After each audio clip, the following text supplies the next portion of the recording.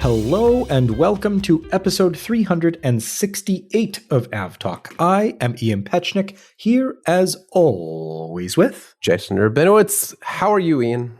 I'm well, Jason. How are you, sir? I'm good. I'm excited that my microphone failed only several seconds into our first take of the podcast and not several minutes. So, hey, we get a fresh start and no one will ever know what we said the first time. We got so far into it the first time around, but hopefully we can make it through this time. And if we can't, well, then no one will ever know because we'll just No one will know. It'll be our little secret. Exactly. But I tried to really draw out that always this week because I heard that. We're celebrating a huge milestone at Flight Radar 24 this week. And we have a very special listener who usually listens to us more quickly because of technological advancements. I wanted to draw things out so that it lasted just a little bit longer. I'm talking about our now former CEO, Frederick Lindahl, who after 14 years as CEO is switching roles at Flight Radar 24. He is a member of the board of directors and will continue to help provide strategic vision to the company, but he's stepping out of the day-to-day role as CEO and after 14 years. So from me, from Jason, from all of us, Frederick, thank you so very much for all that you've done, for giving me a shot and giving Jason and I a chance to do this podcast that we've been doing now for 368 plus episodes. So we're supremely grateful for that. Yes. Happy to have played a tiny part in what Frederick and the team has built. Oh my God, it's been that long since I stashed the ADSB antenna in my parents' attic. And you still haven't installed it. And I still haven't properly installed it. But that was so long ago when there basically was no Flight Radar ADSB coverage in all of North America for the most part. So stuff has come a long way under Frederick's watch. We've gone from an unmounted antenna in my attic to a float radar 24 to, remember that one? To space. I do. So things have taken off quite a bit in the last decade or so. A few minor changes here and there. I miss float radar 24. We could just bring that back. It's still out there somewhere. Our new CEO, Andreas Schorling, has started this week, and we're very excited to welcome him and hopefully welcome him on the podcast soon so that all of you, dear listeners, will get to meet him and hear from him in the near future. So we're working on the best time for that, and we will have much more to talk about in the near future, I am sure. We also want to wish a very happy birthday to the 747-400. Which first flew on this day in 1988. So 747 years ago. Dang. And yet still flying and passenger revenue service for the moment. For the moment. Hanging on. There ain't that many left out there, but as long as Lufthansa keeps them going, who else has 400s out there in passenger service? So Lufthansa has them. Air China has them.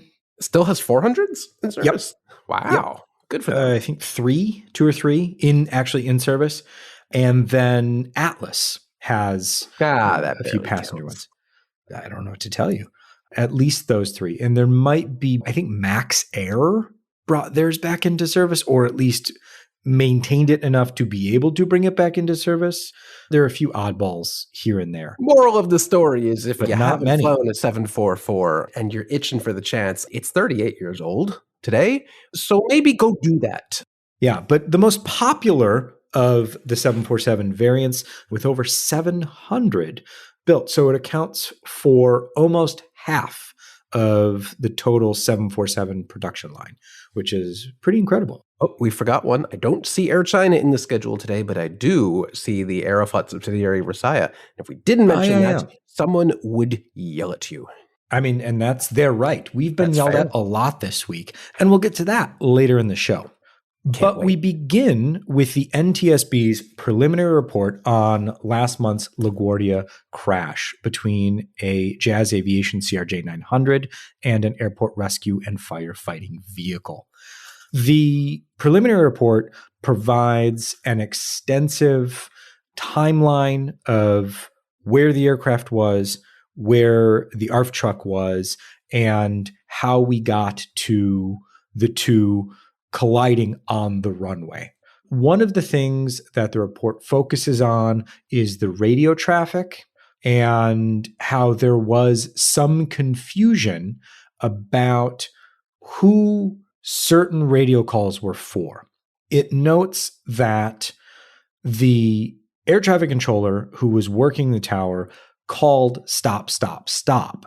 But the people that were operating truck one did not know that that call was for them.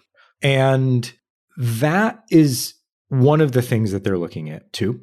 One of the other things that they're still looking into are the runway safety lights, the runway stop lights, which were working as designed and were on as the aircraft came down the runway.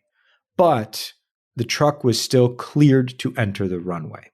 So that's another thing that they're looking at. Yeah, which I guess if they had explicit clearance from ATC, I guess that would override these stop bars. It's not supposed to. No, it's not. But yeah, I guess that's what the implicit assumption was in that case. But yeah, here we have a safety feature literally baked into the concrete, preventing this from happening. And I guess protocol doesn't work if you don't follow it. But the NTSB will, I'm sure, detail that in its final report when that's issued. And the other note worthy of discussion is because of actions now by LaGuardia Airport post-crash, the ground vehicles did not have transponders.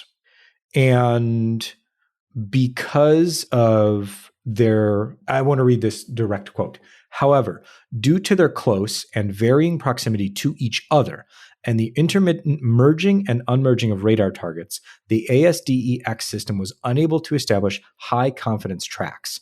Because of that, and because the system, quote, could not uniquely identify each of the 7 vehicles or determine position and track, it did not produce warnings as that truck began to move into the runway. Right, as it couldn't confidently determine what this blob, basically, of a radar return was doing. Was it multiplying? Was it dividing? Was it moving forward? Was it staying stationary? Without a transponder on board these vehicles, it was virtually impossible for the system to determine what, if anything, was happening with these trucks. And announced early this week, the Port Authority of New York and New Jersey has said that it will equip the ground vehicles at that airfield with transponders. Yeah, I'm still a little unclear on exactly which vehicles will be receiving transponders, but in the few pieces I've read about this, these transponders are not expensive. Apparently in the single-digit thousands of dollars per vehicle, on top of all these systems these vehicles already have, which apparently they do have already, so each vehicle can see itself, but apparently that's not compatible with the ASDEX system, unfortunately. But what I've read so far, Port Authority hasn't issued its own statement, but they have talked to some media outlets, but it seems like they're only going to be installing those transponders on emergency vehicles or possibly its own fleet of vehicles. But at airports like LaGuardia and many, many other airports, there are many, many other vehicles out there and other vehicles that do cross runways outside of just emergency vehicles.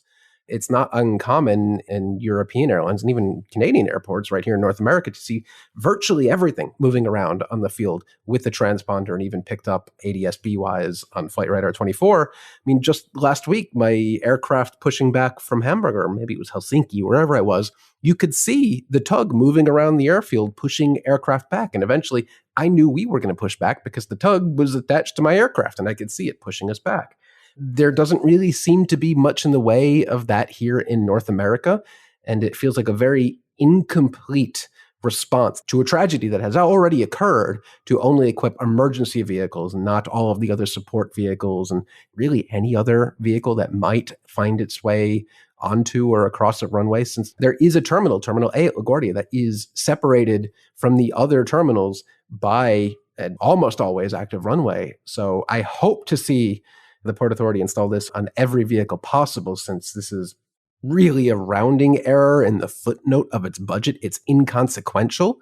So why not install it on everything possible? But where there's a will, there's a way for the Port Authority to do the wrong thing. So we'll see.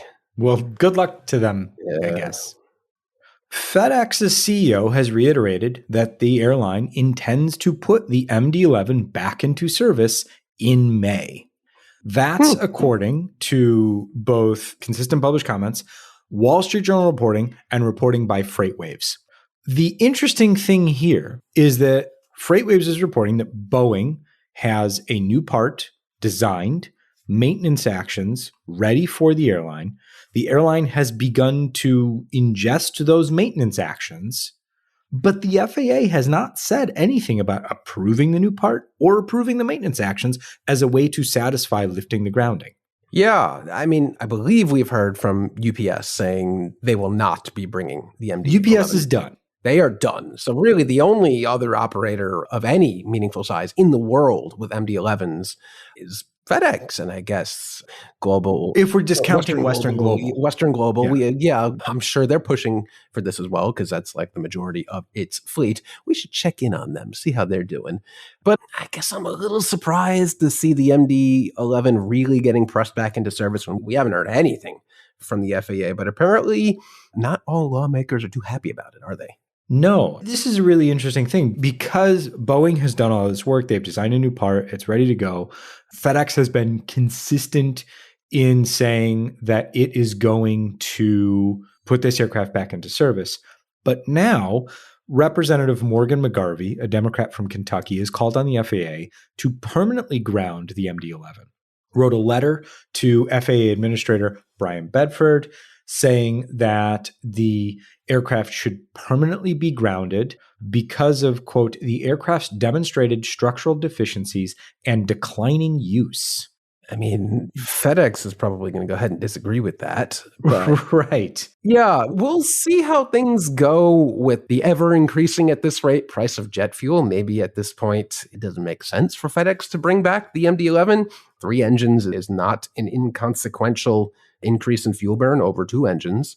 So maybe its plans change. But yeah, the silence from the FAA here is deafening, isn't it? Yeah. We'll hear more from the NTSB on the investigation at a 2-day investigative hearing scheduled currently for May 19th and 20th, so in about 3 weeks' time. Other than that, we haven't heard anything from the FAA. So at this point, I'm wondering if the FAA is waiting for the NTSB to hold these hearings and then possibly make a move, not wanting to preempt anything that comes out in these hearings, though it seems odd to me that FedEx is so, to use the words, I think, was it United's Quail last week, over their skis on saying they're going to put the aircraft back into service.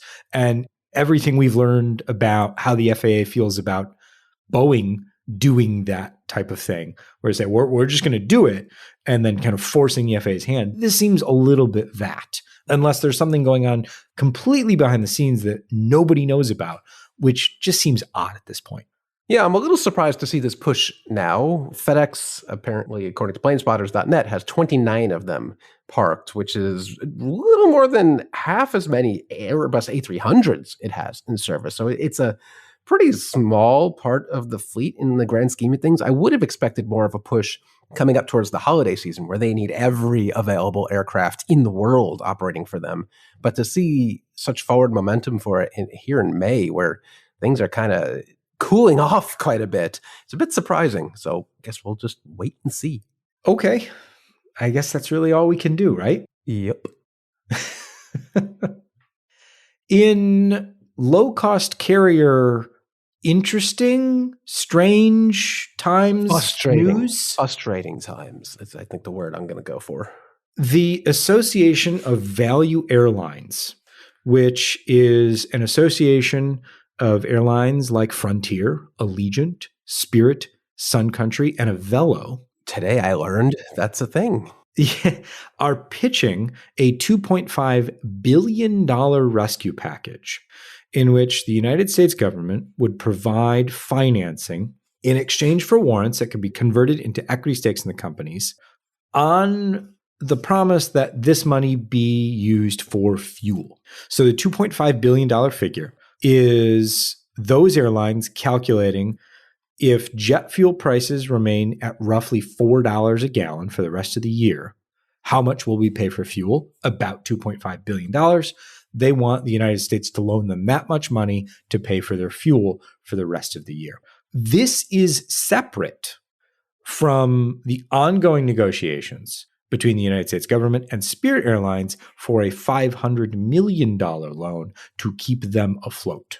Yeah, we talked about the $500 million loan to Spirit last week, which still makes absolutely no sense. If Spirit's not going to make it, an extra $500 million in loan is not going to bring them to the promised land of success in the ULCC space.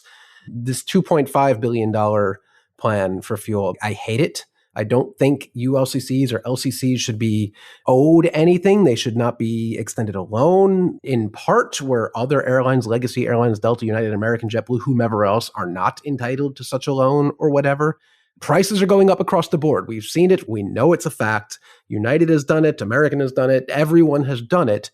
So there's no reason the LCCs can't also just proportionately up the fares to counter how much they're spending in extra fuel. If everyone's increasing fares, there's still going to be lower cost operators than the big three or the big four or whatever. So I just don't understand why we would provide this funding or this bailout money to LCCs when so many other industries are struggling needlessly at this point. Why would ultra low cost and low cost carriers in this segment be awarded anything for this? It doesn't make any sense to me. And I'd really be interested in hearing somebody's point of view that doesn't work for Allegiant or Spirit or Sun Country or whatever in the opposite. Because even the Wall Street Journal today, I think, put out an op-ed saying any sort of bailout for airlines like Spirit makes absolutely no sense. It's just baffling. To Jason's point, if you don't work for one of these airlines, and if you don't work for the Association of Value Airlines, and you think they should get this money, please email us at podcast@fr24.com and explain why. And we will be happy to relay your message, because I do not understand, barring the argument of it would be bad for the people who work for these airlines, which is 100% true. That's true, but that's business. This is how things work. These aren't jobs programs. If the airline's not successful and it's not making money, it's not the government's job to bail out the airline and basically turn it into a jobs machine. We've got the MTA here in New York for that. We don't need more. All right. A fine example, Jason. Fine. Let's turn our attention to Alaska Airlines, which launched flights to Europe for the first time yesterday on the 28th of April, launching Seattle to Rome. Then later next month, or this month by the time the podcast comes out, in May, they will head to London and Reykjavik. But one of those flights is not like the other. Oh, one of them is going to be a much worse flight than the others. While Rome and some of its other transatlantic flights are operated on the 787, I think what you're getting at is the Reykjavik flight will be on a 737 MAX. Am I right? That is precisely what I'm getting at. Oh, that sucks. But we do have our good friend Ned Russell on that first inaugural flight from Seattle to Rome. Interestingly, he told us earlier he has not had any pasta yet, which is just supremely outrageous, disappointing. and I hope he fixes that before he returns home. But yeah, very interesting to see Alaska at the same time it launches these very premium transatlantic flights, also sprinkle in a little bit of 737, very non-premium flights. Halfway, 2/3 of the way across the Atlantic, give or take. I mean, Iceland Air does it. They've operated that route. So I think... Yeah, Seattle Reykjavik was always a very interesting route as well for Iceland Air, because one of those where they operated to Seattle and then the plane sat on the ground for like 36 hours or something crazy before it went back to Iceland, just because of the way the fleet rotates in and out. So if nothing else, Alaska's going to have a competitive edge there, and that the fleet utilization will be a lot less wacky. But these two airlines, I believe, are partners, right? Or if they were in the past, maybe they still are. I'm not sure. But yeah, good for Alaska reaching out to the rest of the world after gobbling up Hawaiian, which is officially no longer a thing. Yeah, as we talked about last week. Mm-hmm, mm-hmm. Speaking of partnerships, American Airlines and Alaska are exploring a deeper partnership, but no merger. This is a really interesting set of circumstances because it's They're very clear that they're not exploring a merger or anything like that. They've got the West Coast International Alliance, and they're making ways to explore a deeper partnership, but it's definitely not a merger. No. But it'll be a deeper partnership, but not a merger. Alaska has said something to the effect of they prefer to stay independent, which is, I guess, kind of funny since they just, like I said, gobbled up Hawaiian. So they are independent in that they straight up absorbed another airline. But then again, they're still painting proudly all Boeing on their fleet, while now they operate A330s that are wholly, completely, explicitly now operated by Alaska. So Alaska says a lot of things that are kind of true, kind of not true. One of the things that they're exploring right now is a revenue sharing arrangement that would cover some flights between the two airlines. And this one got my ears perked up. A way forward that could allow Alaska to join Americans' existing long-haul joint ventures. Now, hate it. As a passenger, joint ventures are the devil. Hate them. They're illegal price fixing, so I hope this does not happen. The whole point of Alaska operating transatlantic flights is to offer them at a lower price point than the traditional carriers. So I hope that doesn't come to be. But I feel like this is a repeat of pre-COVID stuff. If I recall correctly, didn't Alaska and American do the opposite of what we're seeing now, where American was going to launch long-haul flights out of Seattle, and then COVID happened, and then that didn't happen? I think they were going to operate exactly American from Seattle to London, and even Seattle to India nonstop, which never actually happened. So it's a very interesting, a little over a half decade plus now reversal, where their partnership was originally going to have American operate long-haul partner flight out of Seattle, but now we've got the opposite, where I guess American would be feeding Alaska's long-haul flights out of Seattle. That's an interesting twist. What's new is old again, and what's old is new again. And who knows how much of this will actually come to fruition, how much of it will need regulatory approval, and where we go from here. But one of the things that we know we're not going to see anytime soon is a merger between United and American, because of reasons that we talked about all last week.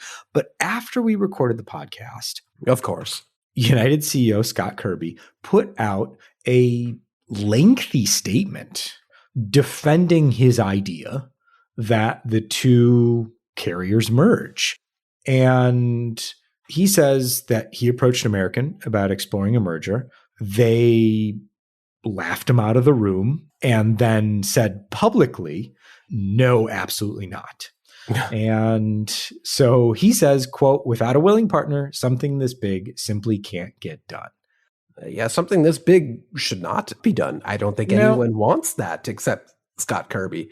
This was an impressive statement that was just seemingly came out of nowhere. For one thing, it was 1,134 words long, which... more of an essay, really. Yeah, more of an open essay to the public, because that's a lot of words to say essentially nothing, I think. I am increasingly annoyed with Scott Kirby. Every time he talks or issues a statement this year, I'm increasingly annoyed by what he has to say. And no one was asking for this. No one wants this. American doesn't want this. And weirdly, it's making American look good. And that's even more annoying. That is more annoying. Nobody wants that. I'm kidding. We love American. But I really do think that Scott Kirby's blind hatred for his past employer is kind of making him do some weird things. And this statement is definitely filed in the category of weird things. I guess my biggest question is to the ending of that first paragraph that says, without a willing partner, something this big can't get done.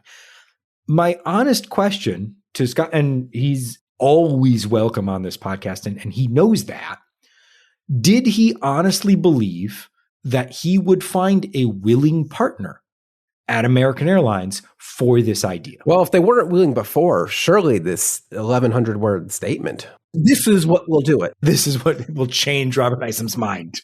And of course, this statement, I didn't really intend to go on this rant, but this statement has got a lot of the nonsensical nonsense you often see in why a merger would be good. And there's all the classics like, we'll boost the economy and create millions of jobs. What jobs? Scott, come on the podcast. Tell us exactly how you're going to create millions of jobs by combining two giant entities. This is not how it works. This is never how it works. There are never, and I quote from him, a combined company would have created tens of thousands of new high-paying unionized jobs.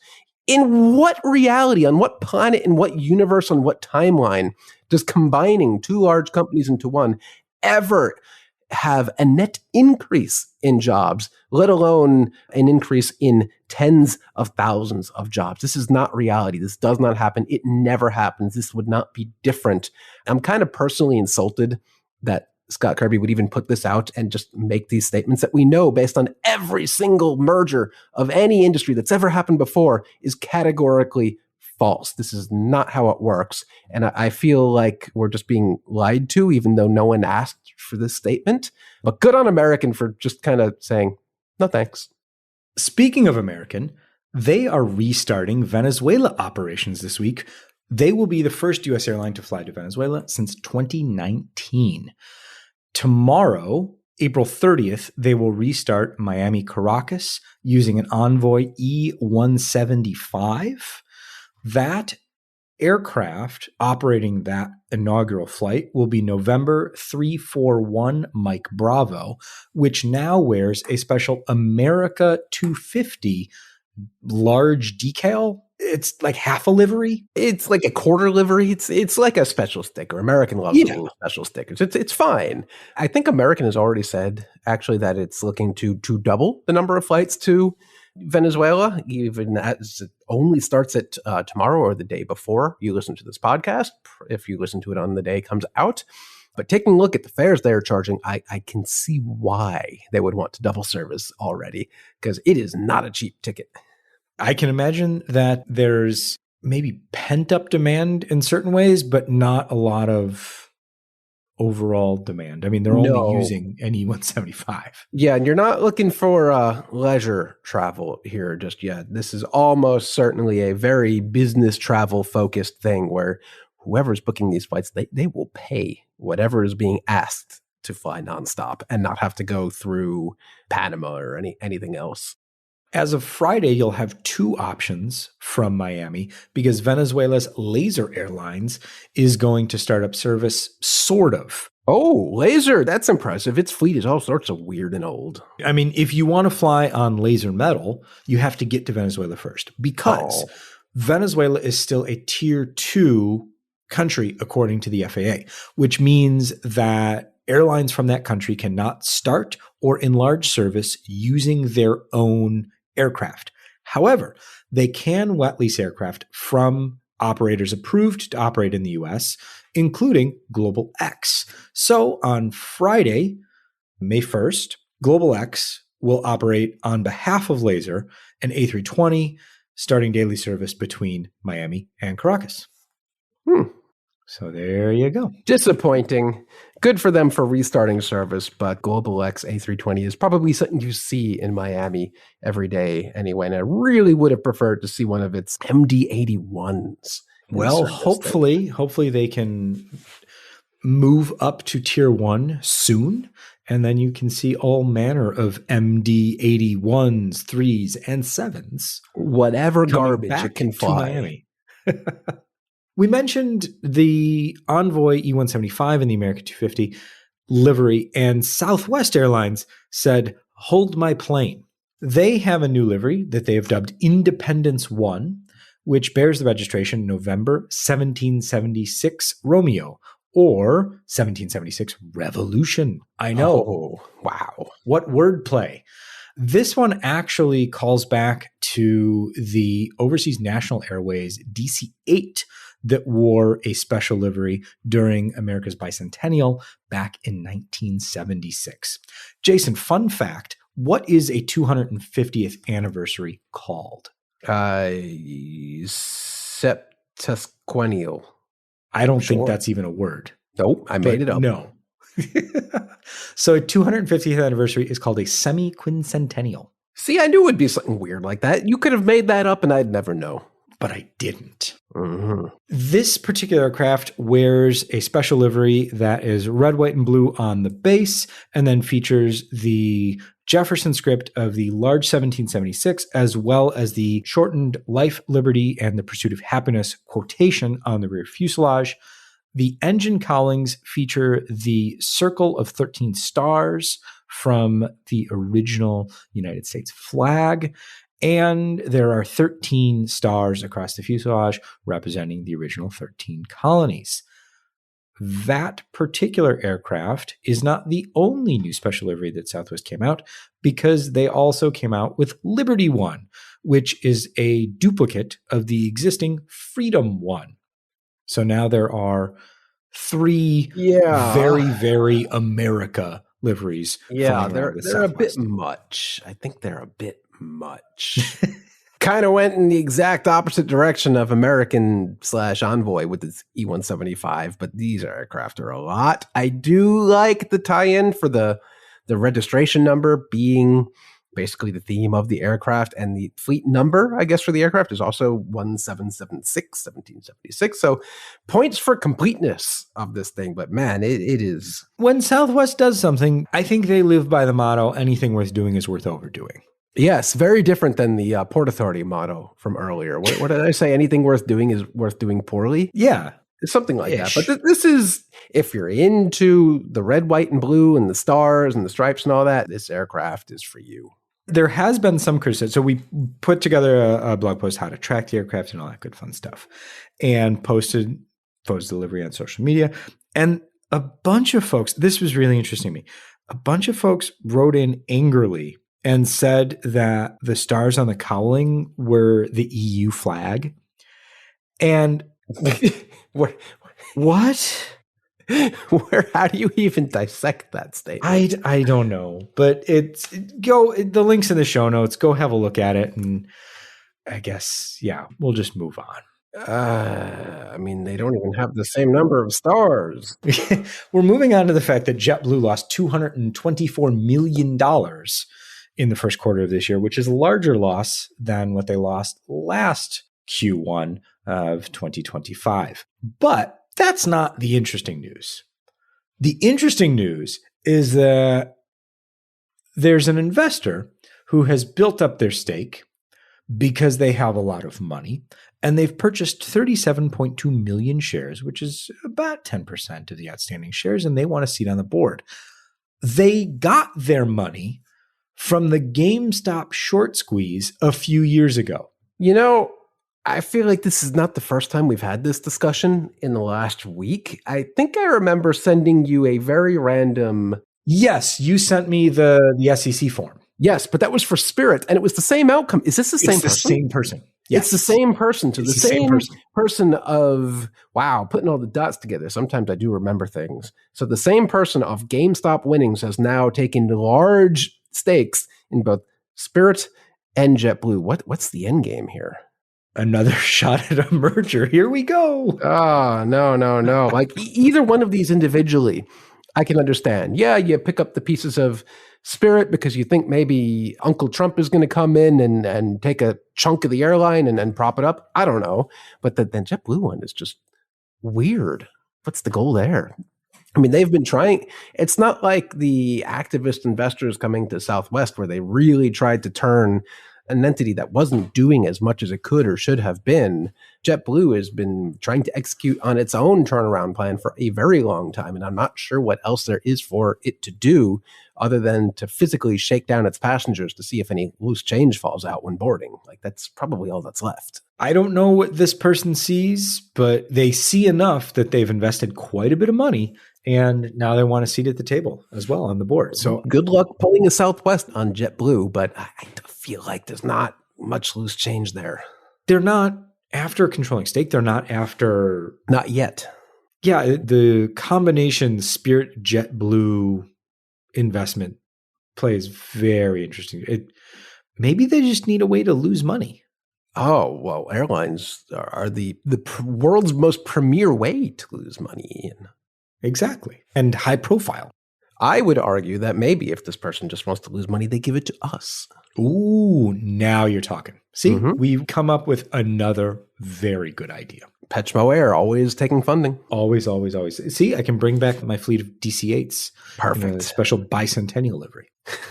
Let's head to Australia now, where the Australian Transportation Safety Bureau has put out a final report on the Qantas 737 engine failure that happened in Sydney back in November of 2024. This was a 737-800 equipped with a pair of CFM56 7B engines. Both the right engine suffered a contained engine failure right at V1. Yes, which the report notes is the worst time, in fact, to lose an engine. Exactly. So V1, for those that don't know, is the commit speed for when you are basically out of runway if you try and stop. So unless you're like a LATAM 787 down in South America, you can just ignore that and slam on the brakes. For standard operating procedures, if you've reached V1, you're committed to taking off. And takeoff they did. They continued the takeoff, they ran checklists, and landed safely 30 minutes later. They didn't get the runway they wanted because they wanted to come back on the same runway they departed from. But unfortunately, that runway was on fire because... I hate when that happens. There was a grass fire next to that runway. Didn't that happen to you, a United 777 recently, where they also suffered, I think, an uncontained engine failure and lit Dulles Airport on fire? Yes. Yes, they did. I hate when that happens. So it's frowned upon, generally. Good thing there was more than one runway, because you'd hate an emergency landing to land on the runway of choice that you lit on fire, but you got to do what you got to do. And they did what they needed to do, bringing the aircraft in for a safe landing. And then, as part of the investigation, they found out that fatigue cracking led to failure of one of the high-pressure turbine blades.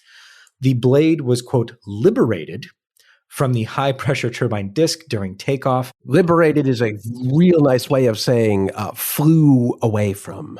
Yes. Broke away from. Bounced around in the engine casing and resulted in a contained engine failure.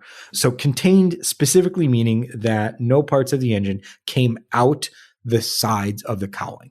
Debris did come out the back, but that's okay in the sense that that's how it's designed to work. The interesting thing here is that the engine was scheduled to be removed 13 days after the incident. For a teardown inspection to understand if any of the engine parts were experiencing or susceptible to that specific failure.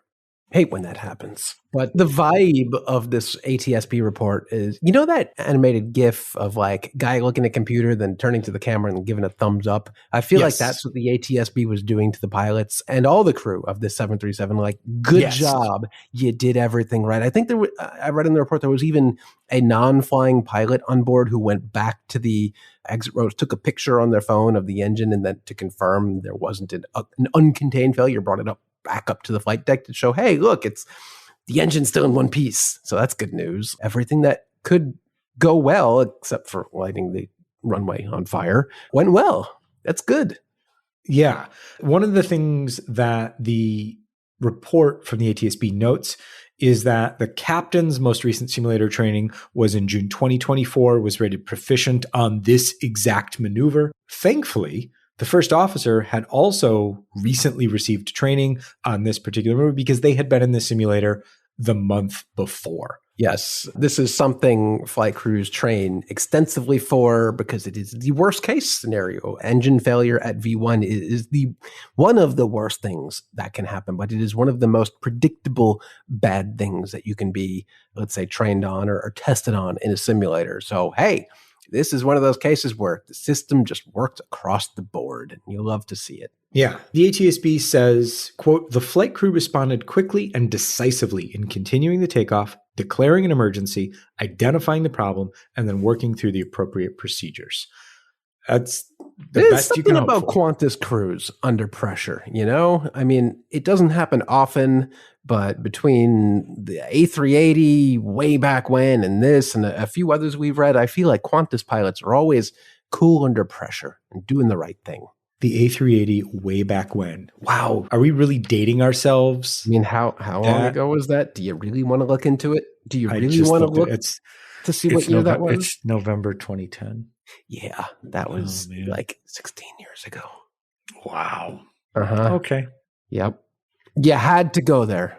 Well, hopefully I can get replaced by a robot soon. Oh, I mean, I hope not, but if there's anywhere we could do it, I'm going somewhere with this, I promise. Okay. Japan Airlines is beginning an experiment next month, or in a couple, I keep saying next month as if it's not the end of April already.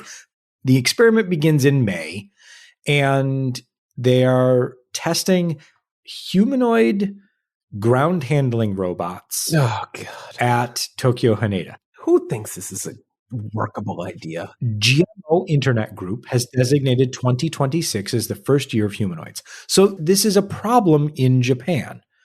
They have a dwindling working age population, and they do not have enough people, so says Japan Airlines, to fill these roles. They're already using technology, but the technology that they have a lot of does not allow for the full range of humanoid motion that is required to perform these tasks. So they are going to begin a test in May for general ground handling operations such as loading and unloading baggage and cargo and cabin cleaning. Cabin cleaning. That one, like that's the loading and unloaded baggage, I was like, okay, sure, that one kind of makes sense. But cabin cleaning? Cabin cleaning is a very quick, very fast-paced, very dexterity reliant kind of thing, because you're moving between rows of tight seats and looking inside things like the seat back pocket for trash. I can't possibly see how with the current state of everything that's going to work. I mean, maybe stuff like loading and unloading bags, I can't imagine it'll be very quick, especially for Japanese turn times. But can we please just start with the jet bridge, which I know is something that Japan has trialed in the past over the years, a fully automated jet bridge where you do not need a human for that because it is such a no-brainer to automate. Jumping straight past that to humanoid robots cleaning the interior of the aircraft, no. We're doing things out of order here. I could not agree more. As someone who regularly has to experience jet bridge, whatever happens at O'Hare all the time with jet bridges, I think it would be great to have just automated jet bridges. Let's start there. So we do not drive them through the windshields of 737s. Oh, yeah, or in Brisbane. Let's do a few quick notes, and then we will get to our Polish pronunciation problems, Jason. I see. I knew we didn't pronounce any of those right, but we'll get to it. We got 1 out of 2 in Poland, correct? We'll get there. Copa Airlines has ordered 40 with 20 options for 737 MAX, and SCAT Airlines has added 5 737-9 MAX aircraft to its order book. Cool. I think some of these were previously undisclosed. Our favorite airline in the world. Sorry, my favorite airline, absolutely. No, it's not allowed to be your favorite airline. Your favorite airline is Pechmo Air. But nice to see a little top up. I feel like it's off-brand if Pechmo Air is my favorite airline. I feel like that's just off-brand. Yeah, you're probably right. But hey, orders are orders, even if it's just 5 for an airline the size of SCAT. Yeah, sure. That's nice. We'll take them. A Middle East airspace update. We have the last holdout of open airspace. Kuwait began late last week to reopen its airspace. Flights are now available to and from Kuwait with prior permission only. So you can't just say, I'm going to fly there and show up. You have to have permission to fly to Kuwait. And the UAE is implementing new RNAV procedures to manage traffic that is coming in and out of Saudi Arabia because of the airspace restrictions that have been put into place in the region. Different routes have become more saturated, so they're implementing new procedures to make sure that those aircraft are moving as efficiently and as safely as possible. And I can only assume that nobody has taken up Iran on using its eastern airspace that reopened a little while ago, because I still don't see. No foreign airlines have yet taken up that offer. Enticing as it might be, probably best to not do that yet. Not so much. I don't know if we mentioned this last week. I think it may have happened right after we finished recording, but Airbus has begun installation of the main cargo door on the first A350 freighter. So things moving along there, hoping for first flight later this year. Neat. And then, Jason, last week, we just did a masterful job in getting it wrong. So much that a handful of people took pity on us. And wanted to help us pronounce some Polish cities. This is in reference to Lufthansa withdrawing 1% of their available seat kilometers from the schedule and removing service from a few cities, including Bydgoszcz, which I hope I am pronouncing are you sure you got it right? The neighborhood of correctness. Say it one more time. Still got it. Bydgoszcz. One more time. Bydgoszcz. Sure. That's definitely the letters I'm reading on the screen right now. Yep. So we'll do our best to continue working on that. And if there are more cities where Lufthansa is removing service, hopefully they're in the UK or something. And we'll go from there. But I want to thank you all for listening to this episode of the show and all of the episodes that you have listened to thus far. If you're new to the show, let us know what brought you here and what you'd like to see more of. If you're not new to the show, let us know what you would like to see more of and how we're doing generally. Wherever you get your podcasts, you can leave a rating, a review, or just send us an email at podcast@fr24.com. And we read every single emails, even the ones that include minor grammatical corrections. Those are the best. Please do send those in. This has been episode 368 of AvTalk. I am Ian Petchnick, here as always with Jason Rabinowitz. Thanks for listening.